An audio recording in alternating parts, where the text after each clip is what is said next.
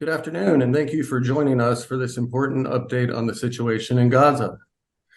My name is Benjamin Baird, and I'm the project director of MEF Action, and I'll be your host today as we discuss waging lawful warfare against war criminals with our guest, Jim Hanson. But first, I'd like to remind our viewers that they can pose questions to Mr. Hanson at any time during this webinar by leaving them in the Q&A box below. And now to introduce our guest. Mr. Jim Hanson is chief editor at the Middle East Forum. He previously served in the U.S. Army Special Forces, where he has conducted counterterrorism, counterinsurgency, and foreign internal defense operations in more than 24 countries. He is the author of several books, including Winning the Second Civil War Without Firing a Shot and Cut Down the Black Flag, A Plan to Defeat ISIS. Welcome, Jim Hanson. Hey, it's good to be with you, Ben. So we'll jump right in here. Please explain to our viewers, how does Israel abide by international laws governing the conduct of war? The simple fact is Israel does a tremendous job in an extremely difficult environment of ensuring that its operations, both military and civilian and economic and all of the other aspects of state power, are in accordance with the international treaties they're part of. And I think the problem they have is the media and the international left are bound and determined to lie about what Israel does. I mean, it's just a simple fact. Israel operates in accordance with the laws of land warfare, the Geneva Conventions, and any other international treaties. But constantly they are faced with a barrage of misinformation in the media, claiming that what they're doing is an occupation overall, which it's not, claiming that they operate in a way that kills civilians, indiscriminately, when they absolutely do not. So I think the difficulty they have is not operating in accordance with those rules, but being lied about their actual lawful operations. So as you say, Hamas and its supporters constantly accuse Israel of war crimes, basically in a bid to win international support. They point to Israel's decision to cut flow to Gaza, the flow of services to Gaza, such as water and gas. And of course, the Hamas Health Ministry constantly is citing casualty figures. So to ask very plainly, is Israel committing war crimes in Gaza, either through shutting off services or through the death of civilians?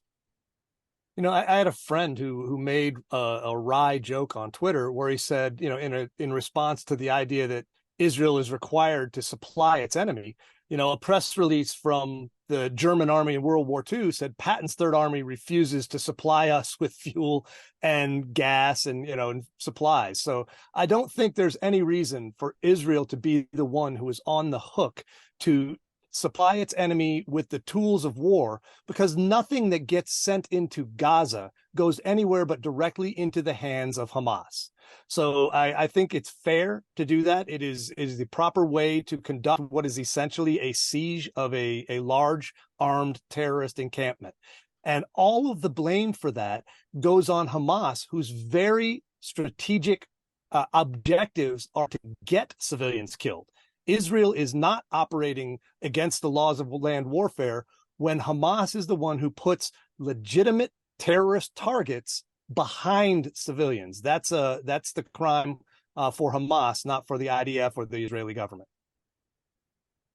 In a statement calling for a ceasefire in Gaza, Representative Ilhan Omar of Minnesota said, quote, "Human rights groups have put forward credible reports of white phosphorus being used in civilian areas, which Ms. Omar refers to as a war crime." Please explain to our viewers, what is white phosphorus and does its use represent a war crime? It does not represent a war crime because white phosphorus is not, as they like to misrepresent it, a chemical weapon. White phosphorus is a smoke and obscurant agent that's used to screen the movements of troops. So the one picture and video that they show is of the port there in Gaza. And at a time when the Israelis were almost certainly conducting a waterborne infiltration to get some of their commandos into the city to try and rescue the hostages, because Gaza had people in all, or the Hamas had people in all of the tall buildings overlooking the port, they shot white phosphorus at the edge of the city so that those people and the snipers and the other ones who would have been taking their troops under fire couldn't see him. It is 100% legal and absolutely not a war crime. On the other side, we have Hamas, a mostly non-uniformed military force, which is accused of using human shields. We all know that October 7th represented a breach of international rules of law, of humanitarian laws. But how does Hamas regularly, on a regular basis, violate international conventions and commit war crimes? Hamas's entire existence is a crime against humanity. From the second that group was formed, its charter called for a genocidal expulsion of Jews from Israel, and they have continued to attempt to do that ever since. They have been killing civilians in terrorist acts for 75 plus years, and it is long past time for that to end. So I think there's no question that Hamas is both the aggressor and the one who is on the wrong side of any sort of law or international agreement ever written.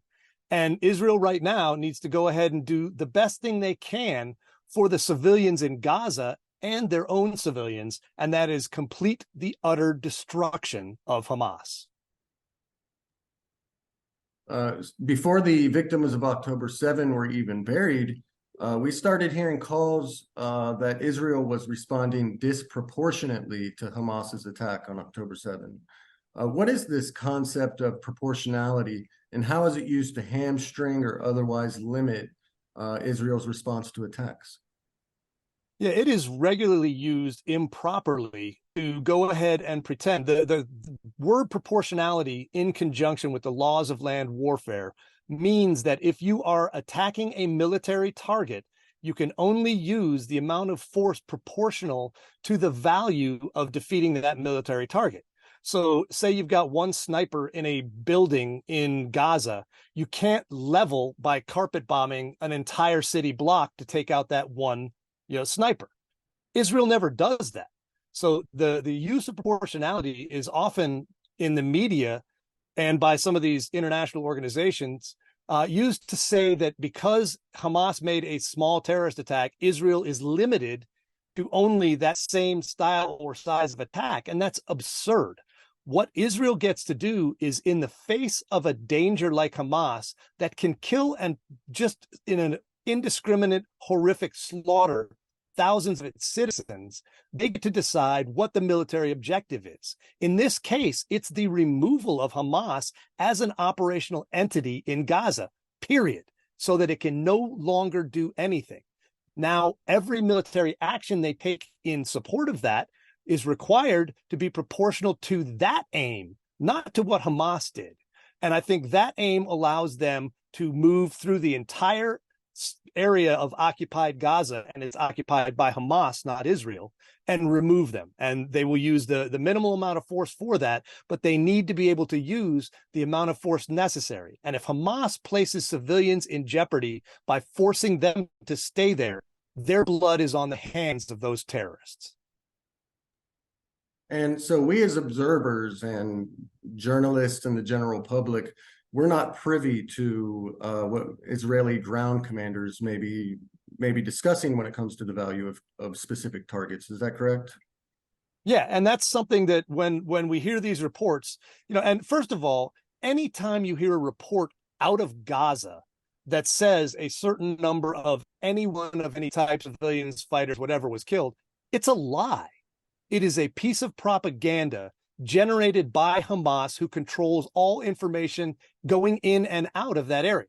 So there is no way that any of the civilian casualty figures are even in the realm of believability. And people should first start from that. Then second, we don't know, in a case where civilians may have been killed, that's unfortunate and it's horrible. But we have to understand, like you said, that we don't know what the Israeli objective was. There may have been a rocket launching facility. There may have been, a large collection of Hamas terrorists there.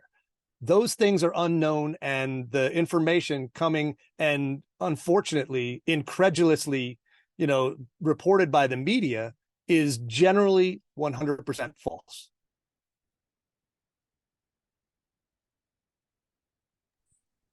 So it sounds like we have here one side that follows the rules and is held to the strictest international standards, and the other side that appears to have no limits to the actions it would take in order to kill Israeli Jews. How does this represent a challenge for Israelis, both on the battlefield and the larger strategic war to destroy Hamas? Israel is not challenged as much by any military difficulty. Now, I'm not saying it's not a tremendous challenge to go through and fight, building to building, tunnel to tunnel in Gaza. It's horribly difficult. But even more difficult is the fact that there is a large established misinformation, disinformation, propaganda network operated by the major media outlets, by the UN, by the transnational organizations in favor of Hamas, who for some forlorn reason, they have decided is the victim as opposed to the aggressor. That is the real challenge, is keeping all of our allies, like the United States and any other Western allies and other allies in the region, who would normally support any retaliation and attempt to stop a terrorist attack, to stop them now from heeding these, propaganda campaigns that say Israel should agree to a ceasefire before Hamas is destroyed.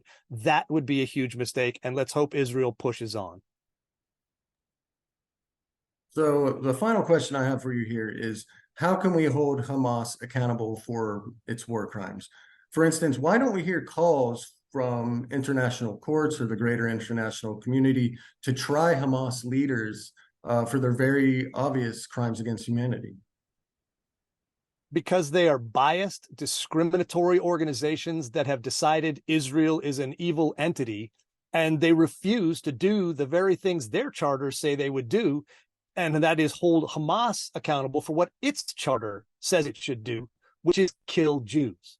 So it's a long-standing thing. Everyone here is well aware of the difficulty of transnational organizations not doing their jobs. And I think the only way that Hamas is going to be held accountable is before God, after they are killed by the IDF and moved 100% out of Gaza. And that becomes a place where there is no terrorist Islamist rulers building an armed encampment.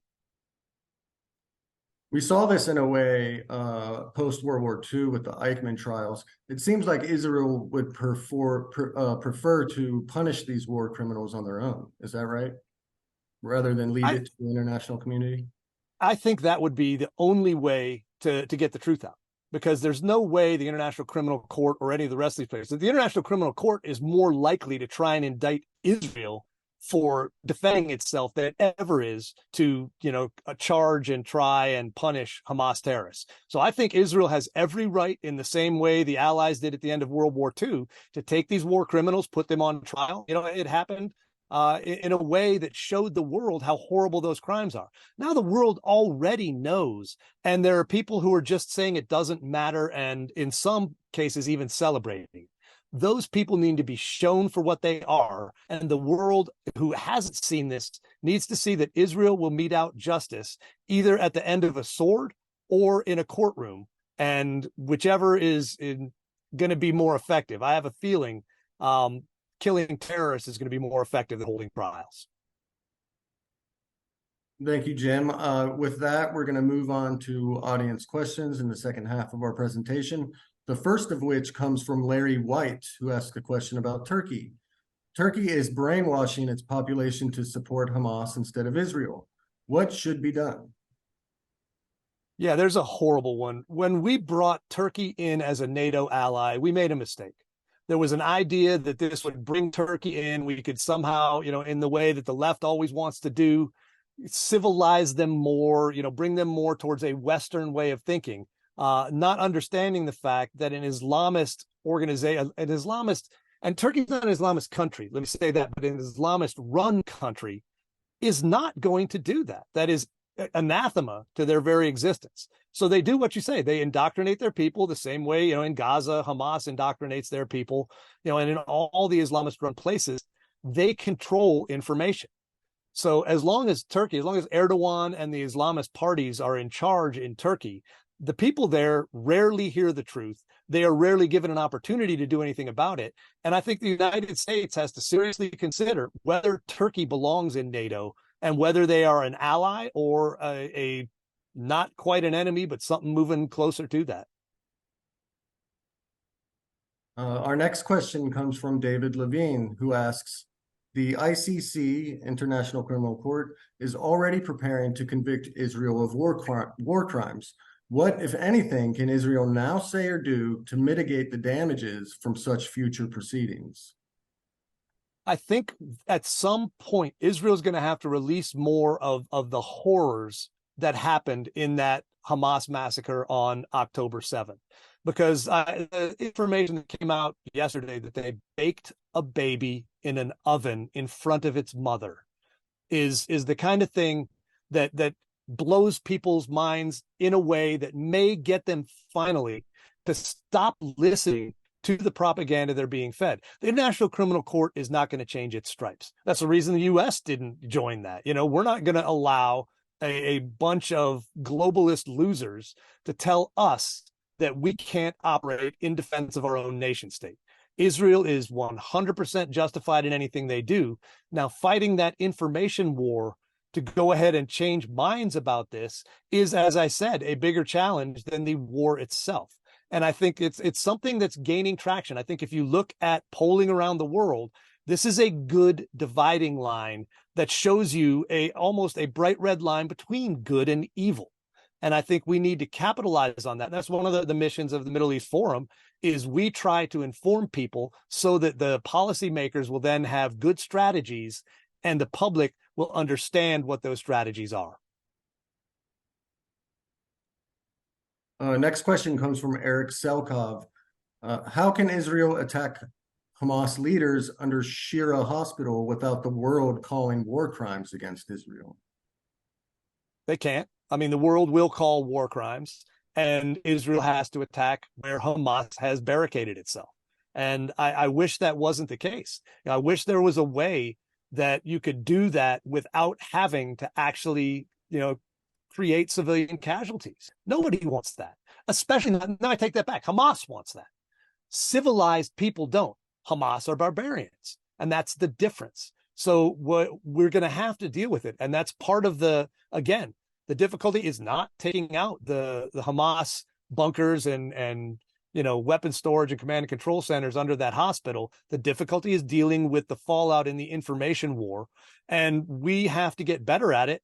And I think that's a joint thing for all of the civilized nations to do. And I've seen a lot of, I would say, positive signs from countries that normally try to ignore those things. The protests in Germany, the protests in England are making those countries reconsider maybe mass immigration from countries that don't share our values and hate us is a bad idea. And maybe letting them kill our friends and allies in Israel is a bad idea. So it's an uphill fight. Not going to deny that for a second. But I'd like to think we're at least gaining some traction.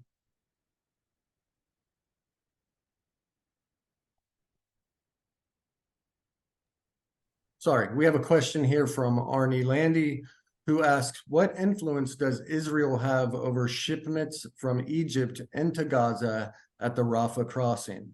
Does Israel limit food shipments there, and can that be considered to be a war crime?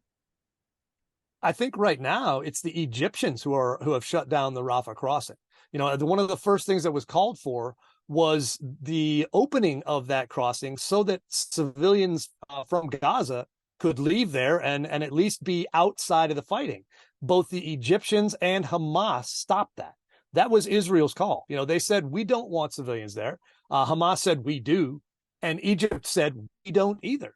And Egypt understands that if those, Hamas affiliated and other refugees from Gaza had come there, they might end up in the same situation of running refugee camps for 40 years, 70 years, whatever, however long, and never get rid of them. So they didn't want them. And that says a lot about, the fact that a fellow Arab country and a neighbor turned down the opportunity to help its brethren because they know that it is a failed society full of people indoctrinated into a vile genocidal hatred and ideology of death and destruction, and they don't want that in their country. So I think it's absolutely not a war crime for Israel, because they're not the ones who are doing it. Larry Greenberg asks, why does the Biden administration constantly lecture Israel about exercising restraint, while it never does so in regard to the Ukrainian war effort? Yeah, good question. I think the answer to that is the Biden administration is made up of the leftists who have been part of our foreign policy establishment and who are a wing of the deep state permanent bureaucracy in the United States, who don't believe in countries that stand up for themselves. They hate really the idea of nation states. They hate the idea that a nation can put its own individual interests above the globalist ideal. And so they look at countries like Israel that are strong, that do not allow others to, indiscriminately attack them, and they prefer victims. The Palestinians have been portrayed very successfully as victims of Israel, as opposed to terrorist attackers of Israel for 7 decades. So I think that's the issue, is that the Biden administration and the Obama administration before them can't tell the difference between the good guys and the bad guys. And in this case, it should be crystal clear. But as I said, that information war and the continual propaganda make it difficult. So you're fighting against that. And the Biden team is going to do what they can to shut this down sooner than they should. And I'm hoping that the unity government in Israel can resist that long enough to actually put an end to Hamas. Mark New says, hi, Jim. We just heard wonderful news that a female IDF hostage was rescued today as part of a ground mission. Is it possible that more hostages can be rescued this week? God, I hope so. I mean, it's horrific to think what they've been going through, what they went through, what they witnessed, and then the being held captive by a group that is more likely to make a video of you dying horribly than to set you free, just is a sickening thing to contemplate. It's obviously the entire delay to the ground invasion was due to attempts to both let Qatar, who fund and operate Hamas, negotiate with their terrorist minions to try and get these people free. And we have a divest Qatar program at MEF that we hope people will get behind, because that country needs a reckoning. But that delayed the ground invasion. And now, to the extent they can, there have been commando raids. There have been a lot of attempts to get the hostages free. And that will be a priority going in. But I hate to say it, now the priority has to be finishing Hamas, and the hostages will have to take a second place to that for the time being. Mindy Stein asks, is there anything that can be done legally against those Hamas leaders living in Qatar and Turkey if we give evidence that they were involved in the October 7 attacks? Yeah, absolutely. There are always legal, avenues to pursue.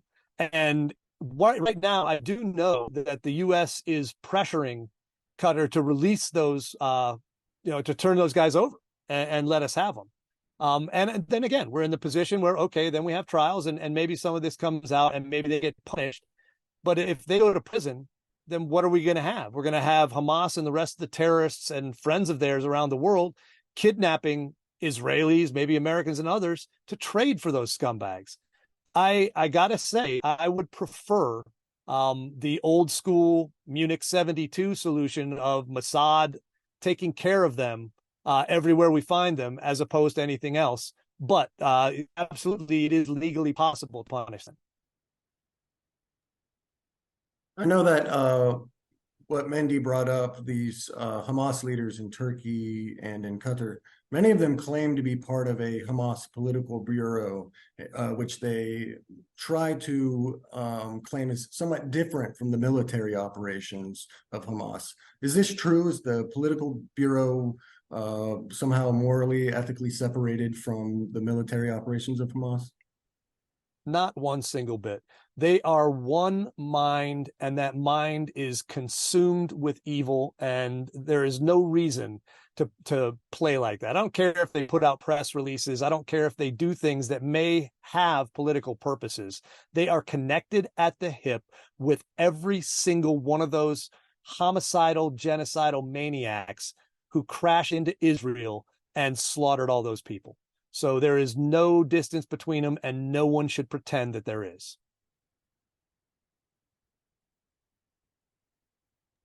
We have a question here from an unnamed guest. The media are creating sympathy for the Palestinians, not for Hamas.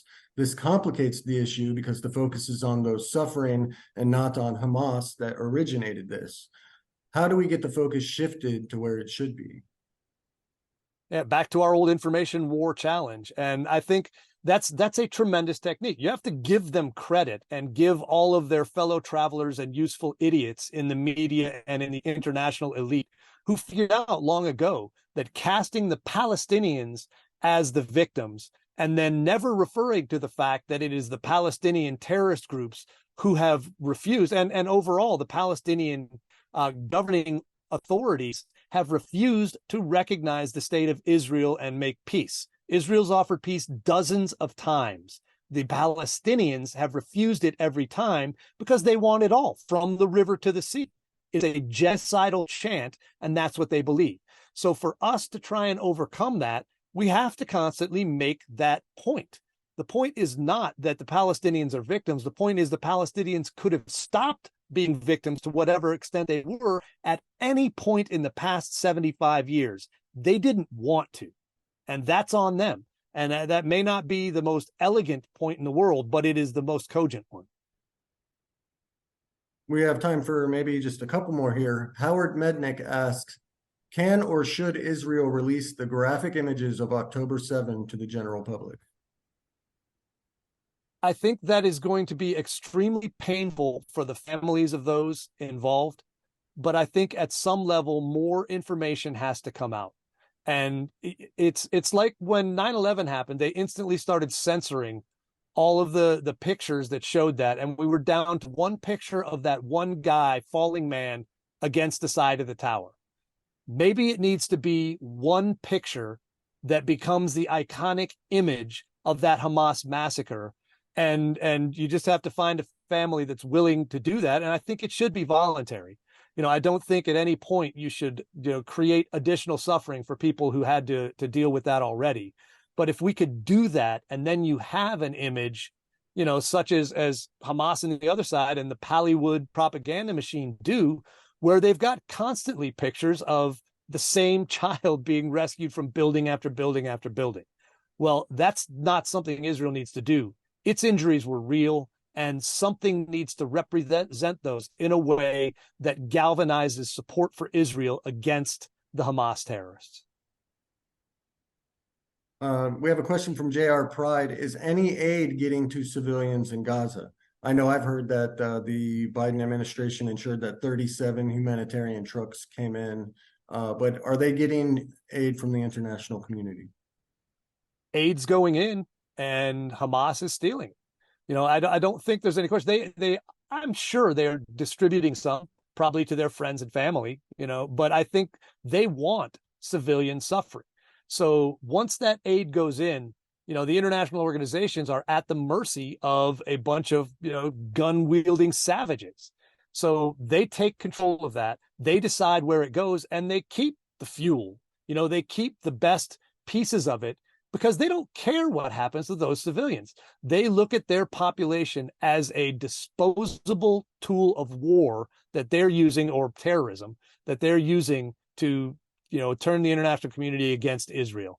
So if they're getting any, it's small, and it's probably just to the select, Hamas nomenclatura.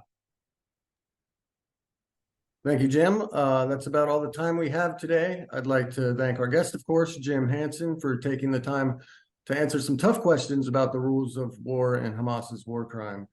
Jim, how can our guests reach you, or our viewers reach you today if they have any questions about today's webinar? I am on Twitter, and my handle is Jim Hanson DC. If you follow me there and send me a direct message, I will try to get back to it because I think it's important. And I think there were some great questions. I'd like to thank everybody who tuned in for having the gumption to want to learn and be informed about this. And let's all support Israel to defeat Hamas.